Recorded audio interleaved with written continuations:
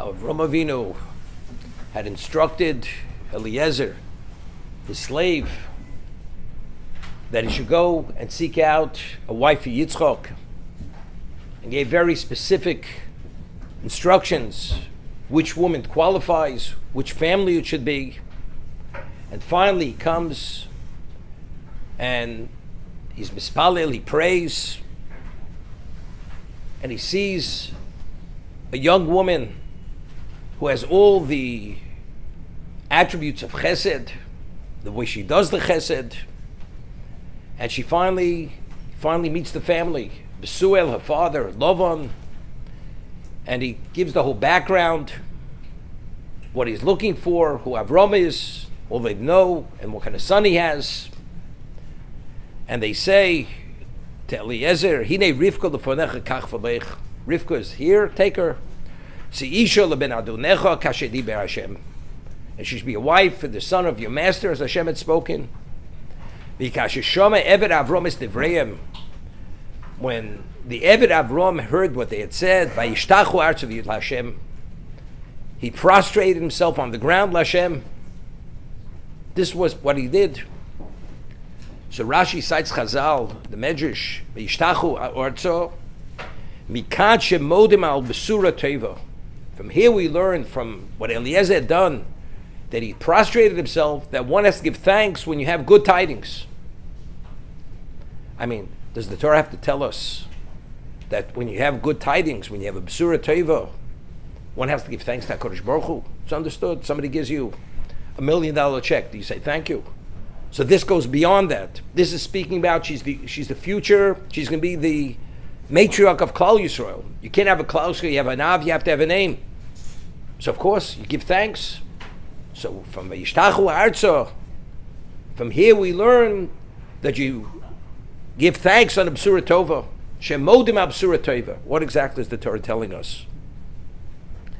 We find in terms of the Havos Bikurim, when one brings the Bikurim, the first of the new fruits, you bring it to the Temple Mount, give it to the Kohen, and then we have Kriyas Bikurim, the declaration of Bikurim, to express all your appreciation for what HaKadosh Baruch Hu had done for us from Yaakov Avinu until the present moment.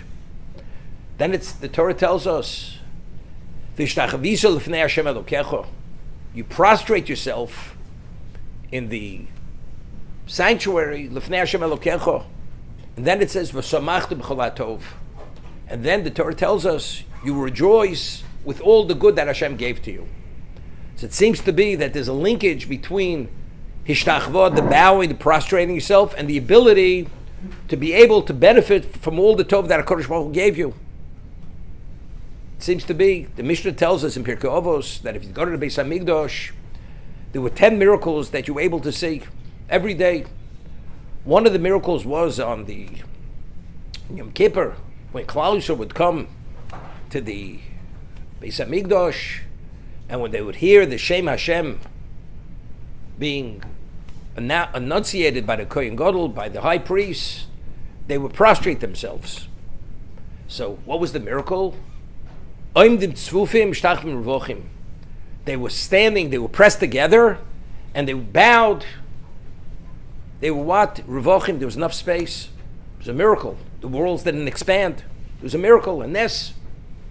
So seemingly the difficulty is, if they were mishtachvim revochim, what HaKadosh Baruch Hu have to have them being omdim tzufim? As they could be revochim when they bow, when they prostrate themselves, they should be revochim when they stand. Why initially they have to come in pressed together to the point that if you lift your feet, you'd actually be suspended? That's how pressed together they were. They should be revochim even when they stand. But it seems to be it was only one was a revochim. When did the nes happen? Only when they were mishtachvim, when they prostrated themselves. What is it all about? The concept of hashtachvo, what we call pishut yadayim raglayim, full prostration. What is that a statement? That gesture, what does it say? I am negated, I'm like the dust of the earth. I am nothing. I'm botel kafir de'ara. Nothing. I'm totally negated.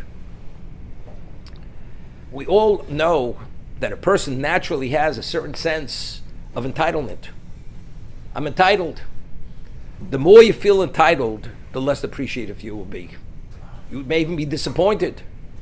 But what about if you have no sense of entitlement? Whatever HaKadosh Baruch Hu gives you, you're appreciative. Whatever anybody gives you, you're appreciative.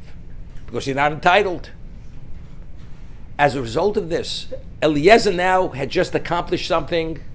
HaKadosh Baruch Hu had given him a gift that he succeeded in his shlichus, in his agency. Rivka, the family is willing to release Rivka to be the wife of Ben Adonecho, the future matriarch of Klal Yisrael.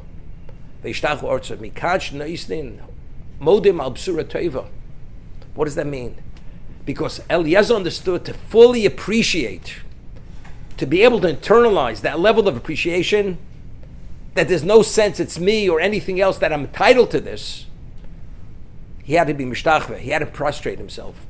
So he did the act of negation to be able to be fully appreciative for what HaKadosh Baruch Hu gave him. That's mikan modim al b'sura teva. So of course you say thank you. But the question is, when you say that thank you, is it just words? Or it means maybe a little more? Is it fully appreciative with any sense of entitlement? I fully acknowledge what you did for me. That's what we're talking about. In the Beis HaMikdash, when you brought the Bikurim, it says, V'shtachviz lefnei Hashem Elokecha, v'samachtem chol hatov. It's only once you've negated yourself, you prostrated yourself, now whatever HaKadosh Baruch Hu gives you is tov. Because you have no entitlement whatsoever.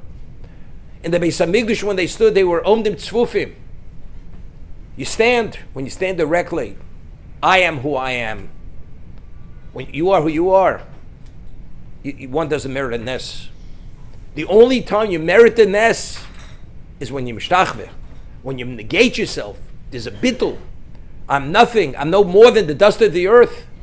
That's when you merit the miracle, and this is why it's only when they're mishtachvim, only then was it revochim.